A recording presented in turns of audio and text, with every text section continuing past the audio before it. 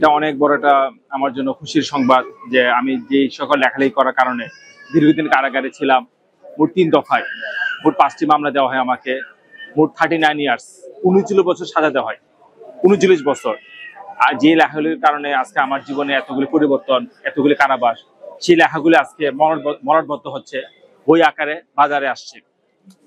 তো 2 খণ্ডেতে সকল লেখা আমার এসেছে ব্যাপারটা তা না, আমার আরো অনেক লেখা অনলাইনে বিভিন্ন জায়গায় ছড়িয়ে ছিটে আছে, সেগুলোকে ইনশাল্লাহ আমি মননবদ্ধ করব। তা আমার জীবনে আসলে 2টা পার্ট, একটা হচ্ছে লেখালেখি আর একটা হচ্ছে কারা জীবন। আমার যে দীর্ঘ কারা জীবন এটা কিন্তু লেখালেখি করার কারণেই হয়েছে। আমার যে মোট 5টি মামলা হয়েছিল এই ফেসিবাদ সরকারের সময়, 2টা সন্ত্রাস দমন আইনে আর 3টা তথ্য প্রযুক্তি আইনে 57 ধারায়। এই মামলাগুলো কিন্তু শুধুমাত্র লেখালেখি করার কারণেই হয়েছে, আর অন্য কোনো কারণ নয়। ঠিক আছে, আমাকে ব্লগার অভিজিৎ রায় হত্যা মামলায় অভিযুক্ত করা হয়। সিলেটের ব্লগার অনন্ত বিজয় সেই হত্যা মামলাও জড়িত করা হয়। এরপরে আমার বিরুদ্ধে মোট তথ্য প্রযুক্তি আইনে 57 ধারায় মোট 3টা মামলা দেওয়া হয়।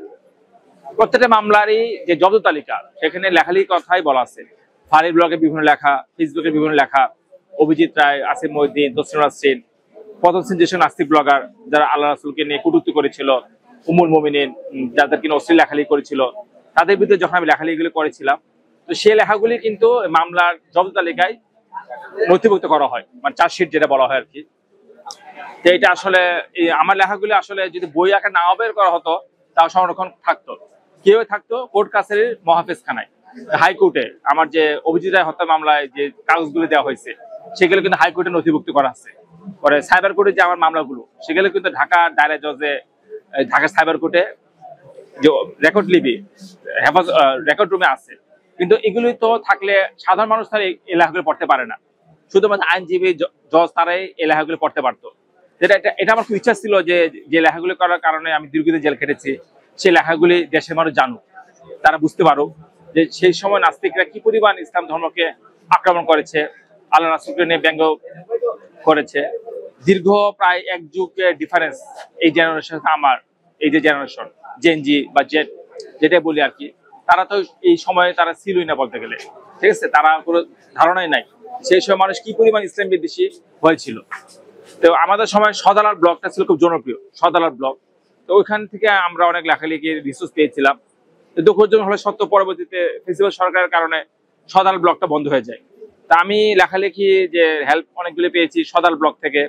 পরে মাওলানা মহিউদ্দিন খান, মাসিমুদ্দিন পত্রিকার সম্পাদক, ওনার কাছ থেকে আমি অনেক রিসোর্স পেয়েছি।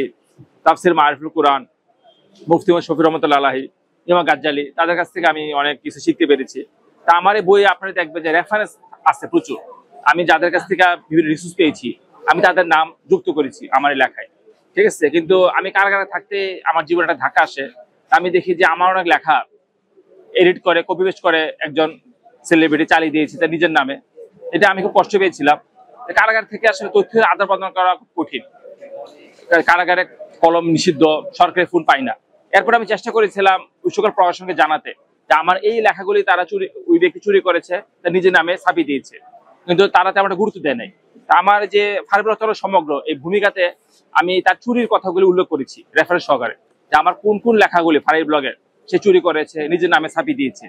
তা আরো জনের মাতব্বরকে নিয়ে প্রথম বাংলা ভাষা আমি লিখি অনলাইনে। আরো জনের মাতব্বরের যুক্তিখণ্ডন প্রথম থেকে 6টা আমি ব্লগ লিখি। পরবর্তীতে আরো 2টা ব্লগ লিখি আমি, যে আরো জনের মাতব্বরের আখিরাত বিষয়ক যুক্তিখণ্ডন, আরো জনের মাতব্বরের বুদ্ধিমত্তা নিয়ে আমার কিছু প্রশ্ন। সেই লেখাগুলি কিন্তু সামরিন ব্লগে এখনো আছে, টুডে ব্লগে এখনো আছে। তা আমি এই বইয়ে এই লেখাগুলি রেফারেন্স দিয়েছি। তা আপনারা পরে বুঝতে পারবেন যে আমার আরো জনের মাতব্বর লেখাগুলি কিভাবে হাইজ্যাক করা হয়েছিল। হিন্দুরা যেরকম বৌদ্ধদের অনেক দেবদেবীকে হাইজ্যাক করেছিল, হিন্দুরা তাদের নিজেদের দেবদেবী বানিয়েছিল।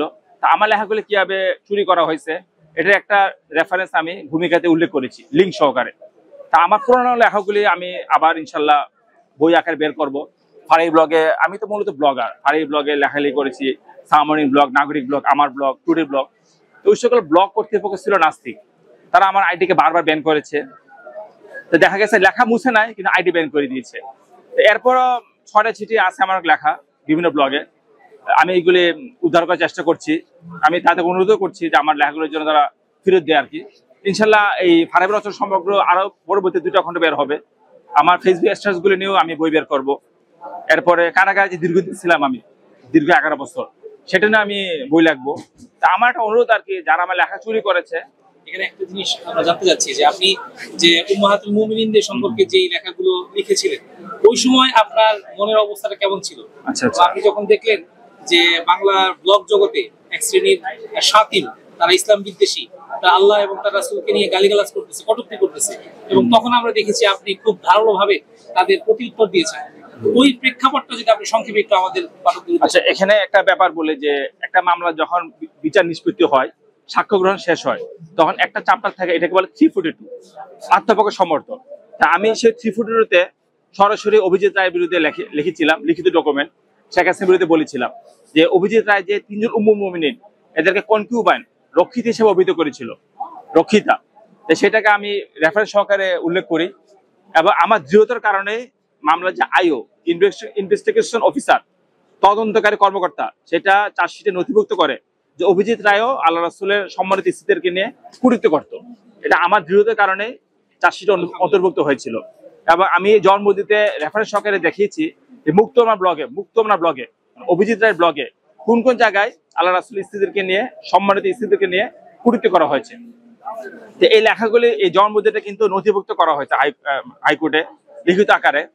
যা আপনারা বইয়ের শেষের দিকে এটা পাবেন আর কি, স্ক্যান কপি, আমার যে 342 জন্মবন্দি। তো অভিজিৎ রায়ের সাথে আমার মূলত ক্লেশ শুরু হয় উম্মুল মুমিনিন হযরত সাফিয়া বিনতে হুয়াই রাদিয়াল্লাহু আনহাকে নিয়ে। অভিজিৎ রায় উম্মুল মুমিনিন হযরত সাফিয়া বিনতে হুয়াই সম্পর্কিত একটা হাদিস বিকৃত করে, মানে যে কথাটা বুখারী শরীফে ছিল না সেটা সে 2-3 লাইন নিজের মতো করে বুখারী শরীফে যোগ করে। তো ওটা নিয়ে আমি একটা ব্লগ লিখেছিলাম যে অভিজিৎ রায়ের হাদিস বিকৃতি কিছু নমুনা, প্রথম পর্ব। সেখানে আমি রেফারেন্স সহকারে দেখিয়েছি যে অভিজিৎ রায় কিভাবে কোরআন হাদিস বিকৃত করে, মানে 2-3 লাইন সে নিজের মতো করে তার বই যুক্ত করেছিল। তো অভিজিৎ রায় মূলত কি বলবো, সে ছিল চরম ইসলাম বিদ্বেষী, ব্লগার চক্রে নেতৃত্ব দিত, চরম ইসলাম বিদ্বেষী, এবং সে ছিল প্রফেশনাল নাস্তিক। মুসলমানদের ঈমান ধ্বংস করার জন্য মূলত সে এই মিশন শুরু করেছিল। তো অভিজিতের পিতা অজয় রায়ও একজন নাস্তিক ছিলেন, সেও মুক্তমনা ব্লগের প্রতিষ্ঠাতা। তো আসলে ওই সময় দুঃখজনক সত্য, সনাতন ধর্মাবলম্বী যে হিন্দু সম্প্রদায় ভাই বোনেরা চরমভাবে ইসলাম ধর্মকে আক্রমণ করেছিল সেই সময়। এই জন্য আমার লেখায় কিন্তু আপনারা দেখবেন যে হিন্দু ধর্ম, বৌদ্ধ ধর্মের উগ্র সাম্প্রদায়ের বিরুদ্ধে কিছু লেখা আছে।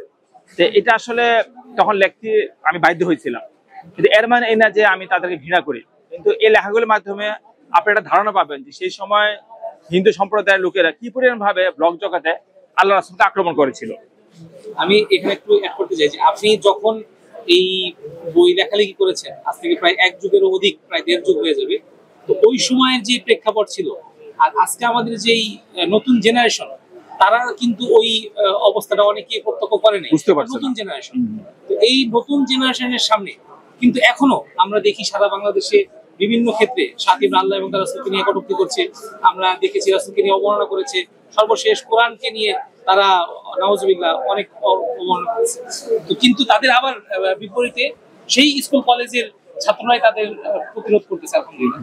এই তরুণ প্রজন্ম, যারা আধুনিক প্রজন্ম, তাদের কাছে আপনি এই লেখা সম্পর্কে কি বলতে চান? তাদের কাছে তরুণ প্রজন্মকে ধন্যবাদ যে তারা দ্বীন ইসলামকে ধরে রেখেছে, এবং তরুণ প্রজন্মের কারণে 5 আগস্ট বিপ্লব হয়েছে। তরুণ প্রজন্ম যদি 5 আগস্টে জুলাই আন্দোলনে তারা যে অংশগ্রহণ না করতো, তাহলে আজকে আমি এখন কারাগারে থাকতাম।